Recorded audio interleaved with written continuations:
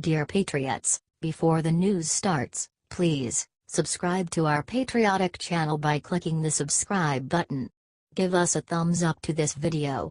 Don't forget to leave your opinion below in the comments section. Share the news on Facebook and Twitter so you friends see it. Thank you. Just now Trump went on stage in Missouri and announced how much he's cutting our taxes. President Trump went to Missouri today to build on a key message. He called it the biggest tax cut in the history of our country. He is going to make it easier for the middle class. Look what Trump said about Congress. According to ABC News, the last official paper from the White House was a one-page outline released by Treasury Secretary Steve Mnuchin and Gary Cohn from April. The Mnuchin-Cohn proposal includes the following. He wants to do the following. Reducing the 7 current tax brackets to 3. Lowering taxes on business. Eliminating tax breaks that mainly benefit wealthy individuals. And encouraging the repatriation of overseas profits. Everybody has an agreement we are going to move this as fast as we can, Mnuchin said on April 27. According to the New York Times, Mnuchin-Cohn has proposed a 15% to a 25% corporate tax so far. He has proposed a 35% income tax ceiling as well. Share this everywhere if you want Trump to lower taxes for Americans. It's time to cut all our taxes and make this country great again.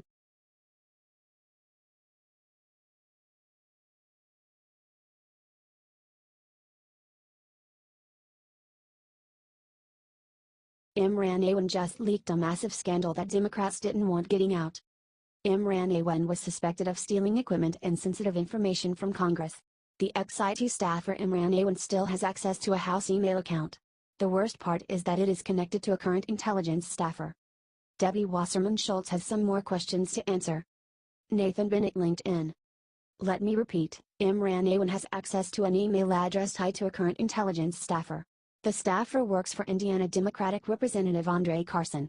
Court documents now show that Awan used the email address 123@mail.house.gov and his standard mran.awan@mail.house.gov, according to the Daily Caller. Authorities didn't know that Awan had a second account linked to his identity. His main email address began rejecting mail after it was shut down. His other 123@mail.house.gov is still accepting mail as of yesterday. According to the Daily Caller, when emailing the above email address it fills in with Nathan Bennett.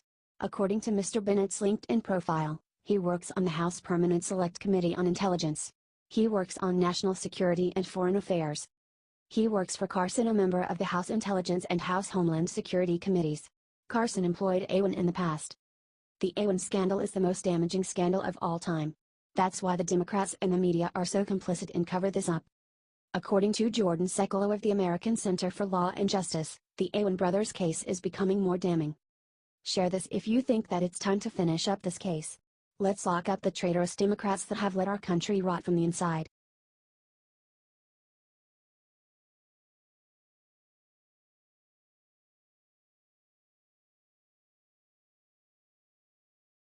Thank God. GOP representative just handed Trump the most incredible gift that will finally end Russia investigation. Republican California Representative Dana Rohrabacher just made President Trump a very happy man.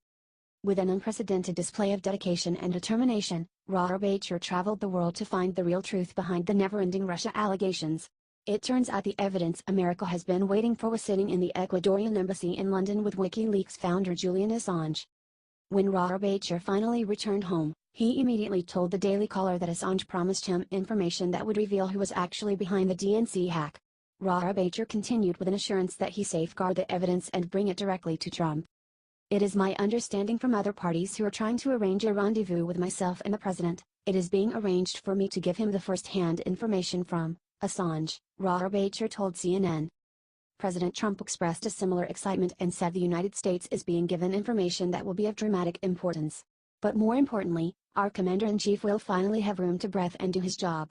These allegations have been laughable since day one, and President Trump has handled them as such, but it still doesn't help our country move forward and grow if our leaders are constantly defending their word and character. As an American citizen, I want to applaud these brave men for finding the truth. And if you're proud of this amazing moment, share this with the world now. Sources: dailycaller.com.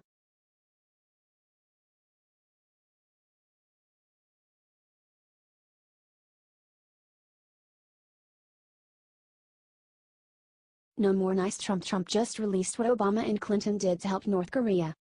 President Trump claimed today that the U.S. has been paying extortion money to North Korea for the past 25 years via the Hill.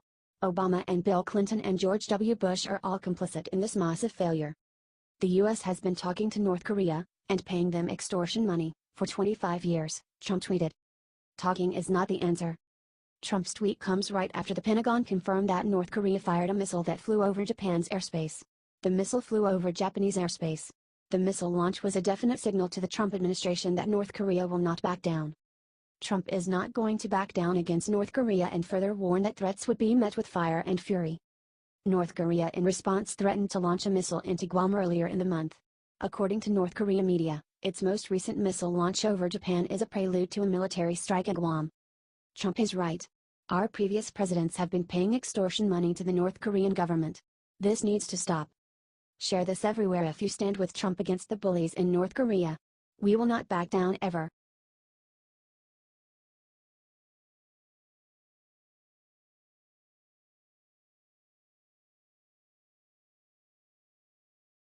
IT's over Nancy Pelosi just teamed up with Trump to do unthinkable to Antifa. The world must be turning upside down right now. It's crazy enough that we are in the nuclear standoff with North Korea and are dealing with the worst hurricane in U.S. history. None of those things can begin to compare to the unconscionable, unbelievable, and unimaginable thing that Nancy Pelosi just agreed with Trump on. Nancy Pelosi agreed with President Trump that Antifa is causing the violence in our country. It's crazy, right? Minority Leader Pelosi is actually siding with the president for once. Pelosi's official statement on the matter, which was very politically written, read: Our democracy has no room for inciting violence or endangering the public, no matter the ideology of those who commit such acts. The violent actions of people calling themselves Antifa in Berkeley this weekend deserve unequivocal condemnation, and the perpetrators should be arrested and prosecuted. It's a powerful statement but leaves one very big question: why did it take her so long to condemn a clearly violent organization operating in her own backyard? And it's not just Pelosi who is turning on her own alt-left base, either. The mayor of Berkeley, who used to defend the alt-left sections, went as far as to declare Antifa a criminal gang. In this case, a win is a win and we should take it. Our first goal should be to take down the violent fascists known as Antifa, and if the Dems want to help, I say we let them. Now let's hold Pelosi 100% accountable for her words by sharing them everywhere and let them know we will not tolerate Antifa, the KKK, the Black Panthers, the neo-Nazis, or any other hate group in our country. Can I get an amen?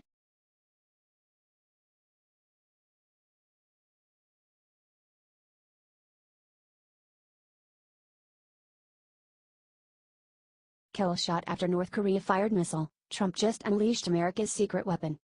President Trump knows that the only way to deal with North Korea at this point is to show them we are not gonna be threatened and bullied by them just because they got nukes. Y'all can be he was right pissed when Kim Jong-un launched his missiles over Japan while threatening our country. That's why Trump just stripped off the kitty gloves and unleashed the most dangerous weapon ever created by man.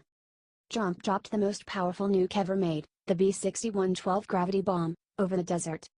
An F-15E from Nellis Air Force Base dropped the disarmed nuclear warhead over the Nevada desert as a final test to make sure it is combat ready. The thing that makes this particular nuke so dangerous is that its yield can be adjusted between the equivalent of 50,000 tons and 300 tons of TNT, and it can strike with surgical precision.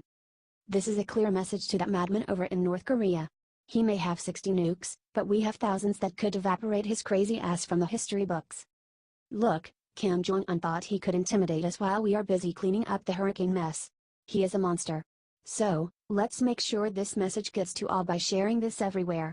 Kim will not intimidate our country.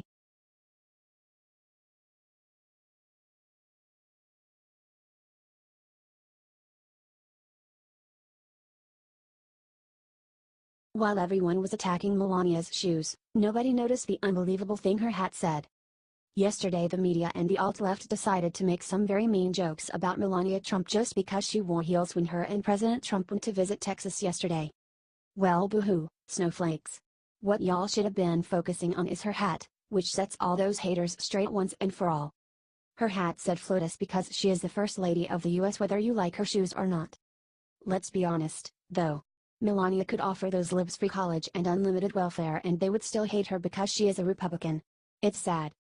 Remember back when Obama chose not to visit the flood victims in Louisiana back in 2016? I guess he didn't want to get his Italian leather shoes wet. Well, the current president and first lady went to Louisiana then and they are on the ground, doing the work again this time.